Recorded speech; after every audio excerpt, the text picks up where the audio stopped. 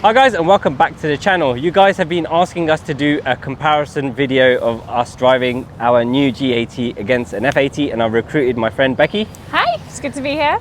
To help us do this. So she owns this beautiful speed yellow. She is speed yellow, yeah. F80 M3 behind us. So what we're going to do is both drive each other's cars and then compare notes like we did in Joe's video with the Yaris. So Becky, which one do you want to drive first? Can I jump in the G80 first, because I drove it about a month ago and I just need to refresh myself, and I know you want to drive the F80 really. I do, especially the yellow one. Cool, let's go. Let's go.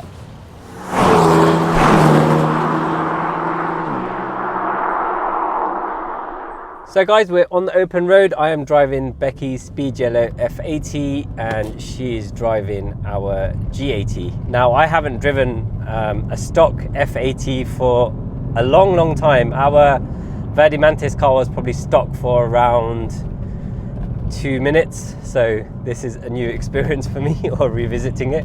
So Becky, this car is completely stock, right? It is completely stock, yeah. I feel like you're like dissing me slightly, like, yeah, I only kept it stock for 2 minutes. COVID got in the way, you know it did. I bought it, I had all these plans for it, and then just, yeah, she ended up staying standard for a bit more than a bit longer than I realised. Yeah, so apart from the aesthetic modifications like the splitter and the wheels, the suspension is stock, engine is stock, and you've just got the Venturi intake and the Remus exhaust just to give you a bit more sound. That's correct, right? Yeah, and the charge cooler, I've got a CSF charge cooler on there because it was supposed to be the golden triangle, really. It was supposed to have the cooling and obviously the intake system, and then we were going to go for the power upgrade, but didn't quite get there. Cool. Okay, so what do you think of the G80 then? Because you've obviously just jumped in from your F80. What's your immediate impressions of the G80? Immediate impressions are it's quicker, definitely more agile out of the corners. It drives incredibly well, and the suspension on it is really nice as well. I've got it in M1 at the minute, so it's in sport on the suspension, and even though it's firm, it's not like rattling your brains out. Yeah, so that's what I'm feeling in this car now. What is a dead animal there? Dead animal. On these roads are quite bumpy, and this car does feel very unsettled even at sort of quite low speeds compared to the G80. Yeah, it's definitely, it's not, this one isn't finding the camber in the roads as much as I can physically see mine in front of me, kind of when you go around the corners. She's almost hopping a little bit. Yeah, and then yeah, definitely speed-wise. Earlier on, when I put my foot down and you would follow me, it really felt like you were pushing me along. You were just like there constantly. I couldn't get away at all. Oh, I couldn't believe it when you said to me that you were obviously leaning on it, and I was like, wow. I was only half throttle practically, and there you are, like giving it full stacks. Yeah, it feels incredibly direct. This car does. Like, that's the one thing that I really will say for it is the directness of the steering. Like, it really feels like it pushes on and hogs the road, whereas my car can feel a little bit, I like to use the word squiggly at times.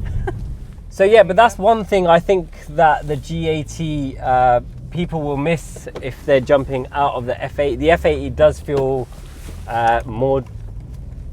bit more raw, dangerous. What's the word I'm looking for? You know, squiggly. That's so composed. Squiggly is a good word. I know exactly what you mean. So it has a lack of traction. Yeah, it bounces around a lot. Yeah, like one thing I do find when I'm driving my car, depending on your throttle input and your steering input, she can turn around on you quite easily. I feel with this one, like you can push on into the corners, and when you're coming down the gears, like it just feels like it's set up so much more nicely than my car, whereas like you'll get a back end out really easily. Yeah, there's a squiggly. I got a bit of squiggly there. You're gone. I'm flat. I can't. Yeah, I'm nowhere near you. Like I'm slowing down. The other thing a lot of people are asking about is the gearbox. So obviously this is a 7-speed DCT, and the new car has the ZF, which is a traditional automatic gearbox. What's your thoughts on the difference between them? The ZF is, I mean, the shift is so much quicker, and again, when you're downshifting to get back into the power band, it's doing it that much quicker that you have much more power delivery and much smoother as well. I do really like the feature in this car, when you hold down hold down the downshift. I was like downshift? Yeah, hold down the downshift paddle here, and it selects the lowest gear that you need to get the right power. It's really, really good. It's just a really nice car to drive, to be honest. So I think this thing would come alive on a track massively. Yeah, hopefully I'm going to be driving on a track later this month. So I'm really looking forward to seeing what that's like. One thing I'll say about the comparison with the gearbox is though, the DCT does feel more mechanical, so it kind of feels slightly more engaging. Yeah, definitely. I do find, I think with the newer cars, like you do lose a little bit of soul, but what it lacks in soul, it makes up for in technology. Do you know? Like it's so much more direct. It's doing exactly what you want it to do at the exact time, but it almost feels like, I guess the word is safer. I mean, that sounds ridiculous, doesn't it? But I think with the F80, it's a little bit more, I wouldn't say raw, actually. Raw is not the right word. It's just a little bit fluffier. There you go. Yeah, no, I think raw, as much as an F80, I wouldn't class as a raw car, especially if you're coming from something like an E46 or an E92, because they feel a little bit more. You know what it is? The older cars always feel raw, and then the newer they get, everyone says they're softer. And I think that's what we're trying to convey here. This does feel slightly raw, because that car is just so composed and so good at everything it does. It's very competent. Confidence inspiring is definitely what I would say about it. Is you could drive this fast and you don't feel at any point like, oh, I get this feeling sometimes when I'm in the F80. I'm like, oh my Christ, what is it going to do next? Whereas this, you're like, oh, okay. It's very predictable, very predictable. But then some people like that feeling of being on a knife edge, I think, and that's why they might like this a little bit. But if you want to make good progress on a B road, I would definitely take the G80 over the F80, in standard form especially. For sure. So Becky's back in the F80 after driving the G80 all morning. Becky, what's your first impressions getting back into your yellow piste? Well, how short are your legs, bruv? That's what I'm thinking. I'm like putting my chair back. First impressions. I'm like putting my foot down. Oh my God, yours is so much quicker than mine, like unreal. I'm like, where's the rest of it? I'm expecting another half a pedal. Yeah. And you know, you mentioned squiggly earlier on. That is definitely squiggly. You can feel it as feels just really composed, and that just feels like it wants to follow all the cambers in the road. Yeah, completely. Do you know what? As we're going around this corner here, like any sort of camber off to the side of the road, like it wants to find it. It definitely, it's following the tracks in the road for sure. Yeah, I mean, I think the main thing for me is how balanced the G80 is in comparison. Like this definitely feels a bit fluffier around the edges everywhere. Like I was going around the corners and I was like, God, I didn't realise there was that much of a camber off the side, but it's because that one is, as you say, so composed, whereas this is a little bit more fluffy around the edges. Yeah, so that's the surprising thing about this car. It's got the comfort, but yet it's actually more precise when you're pushing on. Yeah, for sure. I just can't get, like, now I've stepped directly straight back into my car, like the power difference is ridiculous. I mean, just over 500 brake is 650 Newton meters. I was like, yeah, it won't be that much of a difference. It really is. Yeah, and it's the way it puts the power down as well. So I think although this car is more powerful, it actually can use that power in a lot more situations than the F80 can, because it can put it down. Yeah, like this feels like it can break traction so much more easily, and you know, it's not as effective as putting it down on the road. Whereas this, you're like, oh, the gearbox is slower and slightly more clunkier. So when you're doing the downshift in that, like the power delivery is bang, straight there. Whereas this, it almost has to go, oh, what do you want me to do? And it thinks about it, then it does it. Yeah, it's just a much more composed, precise package. I think you mentioned it earlier on when we talked about technology. You would expect that, right? The car's a generation newer. You'd expect the technology to be that much better in the car to allow it to feel better on the road and perform to a greater level. You know, the one thing I will say is I'm confident driving my car, but that gives me far much more confidence than this, especially in the corners. Like even when we're pushing on just a little bit, I'm backing off because I know that my car is gonna swing out a little bit. Yeah. The other thing as well, just that corner there, oh my god, just the difference in the way it handled. Yeah, because I completely got out of shape on that one, but it just was able to correct it for me. It's just confidence inspiring. I think that's the best way I can. I have absolutely no idea if you're saying anything, but This is fun anyway. Alright, we've had a bit of technical difficulties with the way we're speaking to each other, so we're going to head back to the workshop now and we can discuss some of the questions that you guys have asked us, and we'll have a little talk about the looks of the cars as well. Go on, Rebecca. You can do this. Ready? I'm always nervous driving someone else's car, that's the problem. I know, but that's a sign of respect, isn't it? Oh. Like your own car, you'll jump in it and you'll smash it. Smash it. Yeah, someone else's, you have to have that little bit of reservation. Oh, right? Totally. When I was driving this, I was like, where the hell are the front corners of it, especially on these roads? Yeah, that takes a little getting used to. Yeah, it feels wider at the front.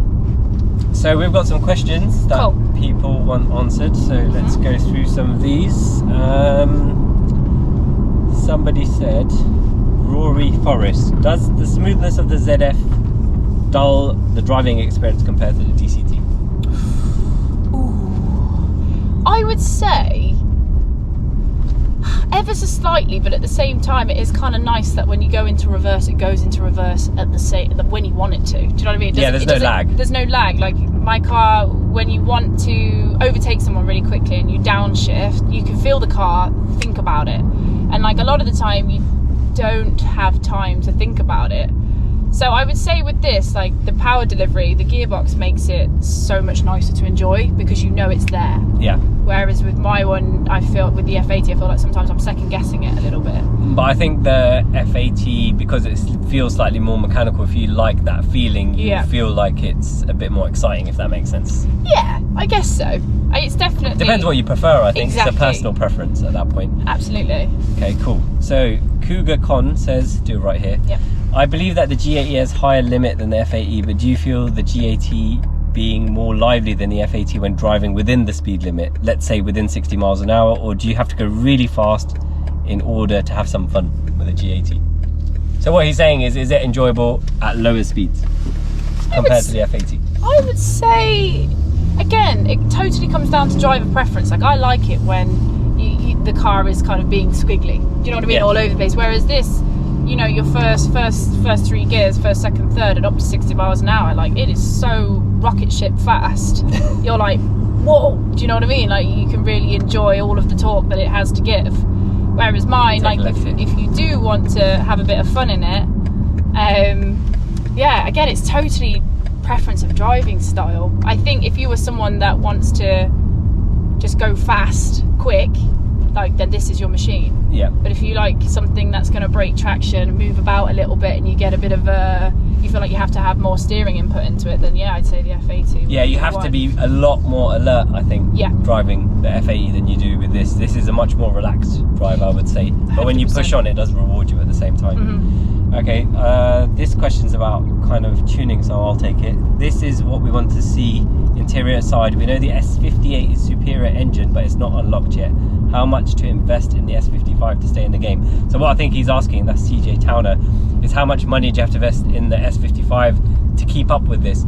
So I think a stage 2 F80 M3 will keep up with this, but the problem is this will do it much more often. The amount of traction this has over the F80 is huge. Yeah.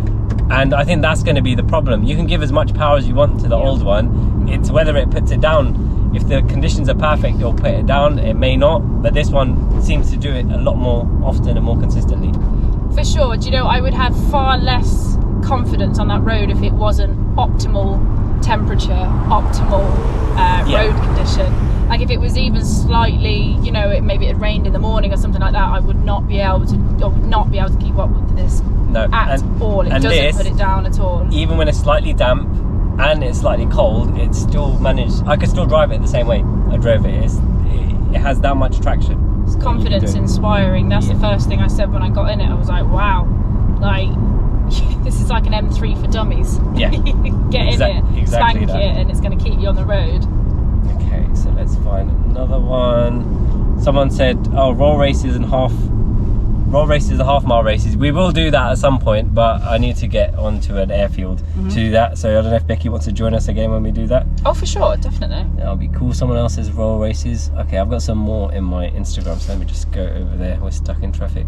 That's another thing with this. When you're stuck in traffic, it's just a nice place to be. The interior is really cool. It's they've done what they needed to do, because the interior of the F80 is most definitely dated. You know what really tells me is one of my girls got into the car with me the other day, and she's got a, what is it, like an F82 2 Series or something like that. She's like, oh my god, it's got the same dials and stuff as mine. It's got the same dashboard. I was like, yes, I know. I know, mate. And that's from someone who doesn't know cars. Yeah. And like, that's a much older car than mine. And I was like, yeah, like they needed to make the M3 cockpit way more special, and they definitely did that with this. Like, this is... Yeah, it's the carbon in the middle really lifts it for me. Yeah. But they still have loads of, you know, really lovely ergonomic, but, you know, I've been going mental about buttons recently, and like being able to turn the volume down with a physical knob. Yeah. I have to have it, because otherwise that RS6 that I had, it looks like a toddler's playground. Do you know what I mean? There's fingerprints everywhere. Oh my god, I can't hack it. That's the other thing. I don't know why, but even if there's volume controls on the steering wheel, I always reach to turn it on there. It's a really bad habit. The other thing is, like, you'll see in the videos, like, I drive using the upshift and downshift on the knob here. Yeah, rather than the pedals. Yeah, because well, basically, I want a sequential gearbox in my drift car. So I was like, if I always... That gives you the feeling. Yeah, it does. It, like, to a degree, it's like, I'm so used to doing it here now. When you get into something that doesn't have, like, a knob that feels... do you know what? I can't even finish my own sentence. But you know what I mean? I know exactly what you mean. Yeah, it gives you that feeling that you're actually in control rather than letting the car do everything. Yeah, absolutely. How long does it like to take the new front end, Dr. Usman says? Not that long, actually. What tends to make the real difference is the colour of the car. The colour can make or break it. Very colour sensitive, I would say that. In oxide grey, I swear, the front end does not really offend me that much, but if you see it in like a light, bright colour, it just makes the grills stand out a lot, and it doesn't look good. The Sao Paulo yellow, I wanted to like it so much, because obviously having the speed yellow, but I can't hack it. Yeah.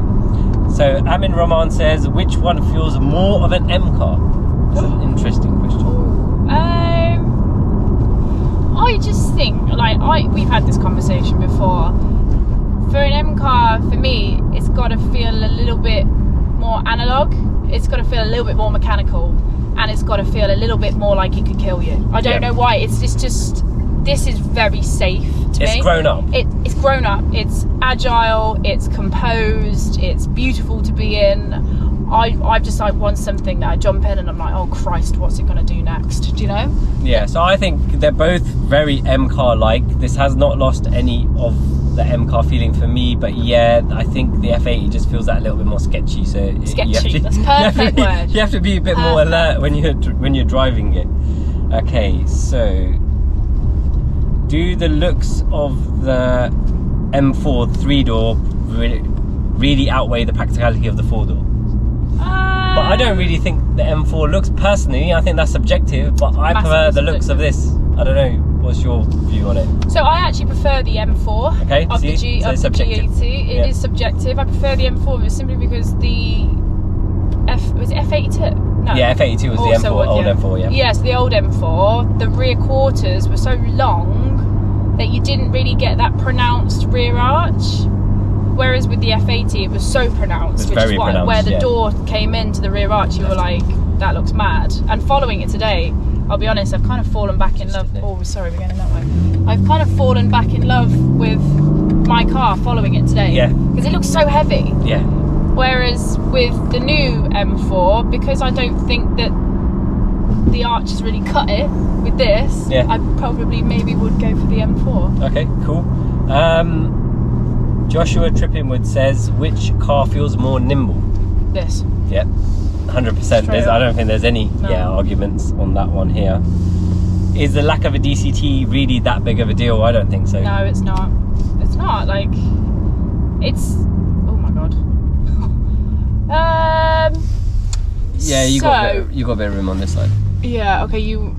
Oh my That's god. fine, This. that's fine. Okay, we're good. You're we're good. fine. Oh my god. Sorry, it's your Driving car. someone else's car It's again. your car, and I just. The panic in my eyes. Okay, some of these questions will basically be in the conclusion, so I won't cover them. Okay, so is the G80 more comfort based? Yes. Yeah, I would agree with that one. It's more focused on the driver experience, as in like the way everything feels in your hands and the way the seats are. And as I said, I feel like the F80 was very much about its engine and everything. And they were like, oh, bugger it, we'll put the old interior back in, like it's still an M3. Yeah. Whereas this, they've gone above and beyond. It's like an M5 inside. Though. Yeah. It really is M5 or even like almost 7 Series levels for me in terms of Massively. luxury inside the car. Totally. Cool. Okay, that's the questions done for now. We're going to head back and then we'll wrap up. Wicked. So we're back at the workshop. We've done the driving impressions and we're going to leave what everyone else wants to talk about last, which is the design of the cars. Yeah. So what do you think? So I think, as I said before, colour makes a huge difference. I mean, obviously I prefer this front end, but with that, it's already growing on me. Like, I would have one, and it doesn't offend me that much that I'm like, oh my God, I would never buy one, do you know? Yeah. I think it's very personal, and I also think that people just don't like change. And it is a big change, but I think you get used to it. It's not evolutionary, it is a revolutionary change. Yeah, exactly. Yeah. Just... So I think the F80, what it is with that car is it doesn't really have a bad angle. It's such a beautiful car from everywhere. This one has awkward angles. It doesn't photograph very well. That photographs very well. But this, when you see it in person, you're right. In the pictures, I found it offensive. In real life, I don't. And it's very color sensitive. This oxide gray looks amazing. And since we've had this car in this color, people have said to me they are thinking about ordering it now because you don't get a sense of what this is like on the online configurator. Yeah. But I think whereas bright colors really work on that, like that looks stunning, our Verde Mantis looks great, the orange looks great, the red looks great. On this, I think it's going to be the opposite. Sao Paulo yellow on the M4, and I was like, wow, she's not a pretty girl. Do you know? Like, I just looked at it, was like, oh, I really wanted to like this color, but I just don't. All you do is you see the black grills like just sticking out. Yeah. So that's going to be interesting to see which way the colors go. On those bright colors work really well. On this, I think it's going to be more subtle and dark. Yeah. For sure. Okay, so to wrap up the video, you've obviously been driving that around, you've driven this now. Which one would you take and why? Oh God, I'm in two minds, right? I would take that if I wanted something to use as a daily car every day, really fast, you know, way better technologically. Inside, it's a much nicer place. But because right now, this M3 is my fun car. Yeah. It's the car that I take out when I'm like, oh, okay, we'll take the M3. I think I would take this one because I have more fun. I'm more on the edge when I'm driving it. Yeah. Does that make sense? It does. Yeah, this is very composed. It's very grown up. That, as we said, was squiggly. You have to be paying attention squiggly, when you're driving it. So I think this is much more grown up, nice daily driver car. Yeah. But it can still do the other side of it. Yeah. Whereas that is a bit compromised, but it's a bit more fun doing it. Is that a fair assessment? Yeah, I definitely think that. Like, it's got a few issues here and there with the way it puts the power down, and you know, the suspension's a bit all over the shop. But I think once you've done a few mods to it, it becomes such a wicked fun car. But whereas this is out so of the much box. more, out the box. It's so mint. Out of the box, it almost feels like it's modified already, if that makes sense. Yeah. It's so good.